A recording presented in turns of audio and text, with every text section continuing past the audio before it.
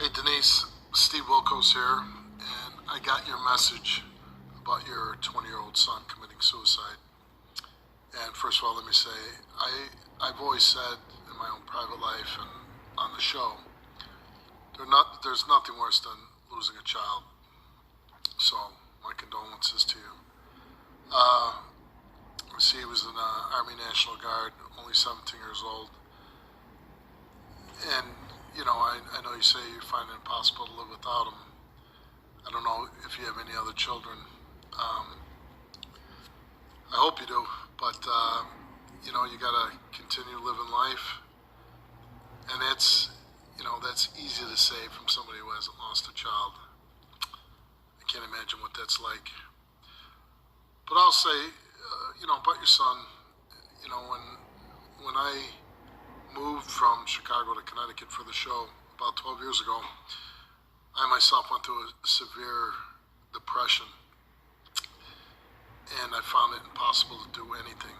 And, I had crazy thoughts running through my head at the time too, and, I had a wife and kids, and probably the fact that I had kids kept me from doing anything really stupid. But, I think everybody goes to their moment where it becomes overwhelming and hard, and you just never know. So all I can say is, Denise, is,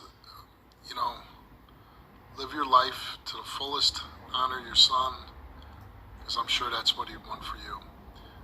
Whatever pain he was going through, I'm certain he wouldn't want you knowing that you would suffer for the rest of your life. And there's going to be pain there for the rest of your life, I know that, but you got to live your life. So I hope these words comfort you to some extent.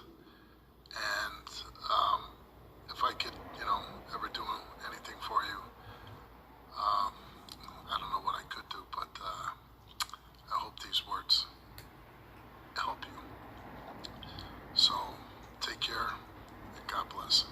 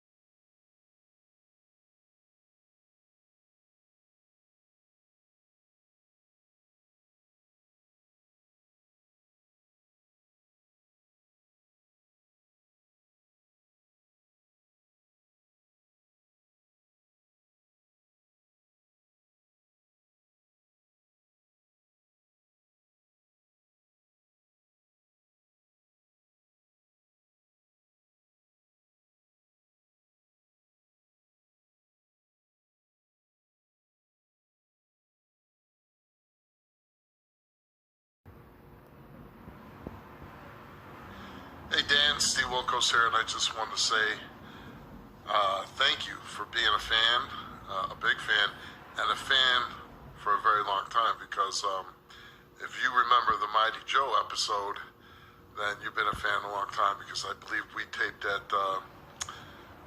that in season 1, and that was one of the shows that put us on the map. So yeah, that was a good show, and I'm glad you remember it. Hope you're doing well. I'm doing pretty good. I'm actually with my wife in Las Vegas, spending a couple days out here. Gonna gamble, do a little golfing, and just enjoying ourselves. It's one of the first trips ever without our kids. So, but they're getting older now, so I think that's gonna be happening more and more. But thanks for reaching out, Dan. I really appreciate it. Thanks for being a fan. And if you're ever in the Stamford, Connecticut area, come by and see a show. Unfortunately, when we go back to taping next month, because of COVID, we still don't have an audience. But hopefully at some point we'll get back to having an audience, and you'll be in it. All right, take care.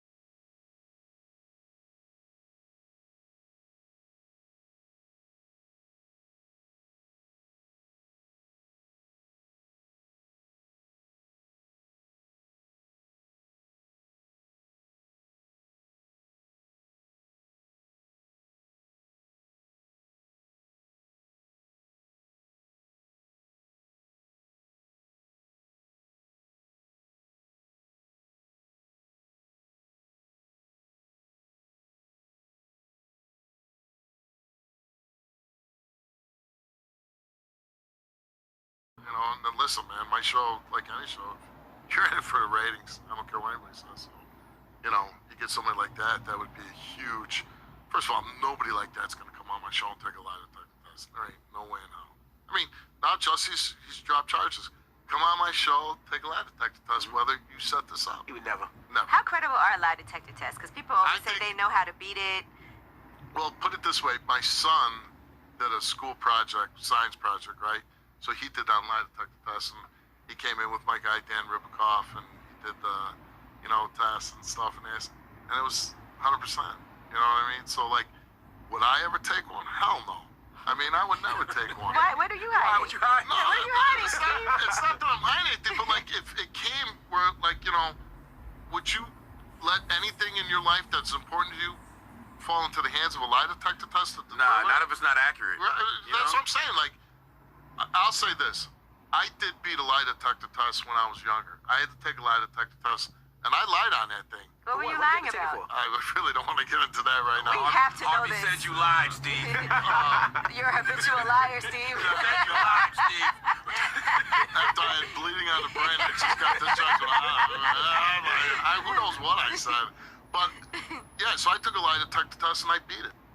You know, and how'd you beat it? Because they tell you like if you breathe normally. So I'll tell you this: I was a young guy, and I was working somewhere, and something went down. I was not involved, but I knew what happened. Right. Okay, I knew what happened. So the company came in, they brought in a lie detector. So I came into work, and they're like, "Oh, you're taking a lie detector test." Well, immediately I crumbled. I'm like, "Oh my God," you know. But like, so they called in like 3 or 4 other people before me, and then when it came to me, I was already calmed down. So then when I got in there, the guy goes, I had my high school jacket on my thing, and he goes, "Oh, you go to Lane Tech?" I go, "Yeah." He goes, "Oh, I went there too." So right off the bat, the guy's putting me at ease, you know. And then I just went on. I lied like I didn't know. Basically, You lied to that nice guy. I lied because I didn't want to be a rat. No snitching. Ooh. Right. Okay. I didn't want to be a rat, and I just didn't. I really didn't even want to be involved. And some of the dudes that I would have to say about, they were scary guys, right? Gotcha. And I didn't want nothing to do It's like with a that. blue wall of silence But thing? well, I wasn't a cop. You weren't a cop, I was then? high school. Okay. Cops don't take lie detector tests. I Ooh, never. was really? on They've the never job. had to do that? I was on the job for 12 years. I never. Wow. What do you think about snitches too? With you being a cop, because you just said that. Because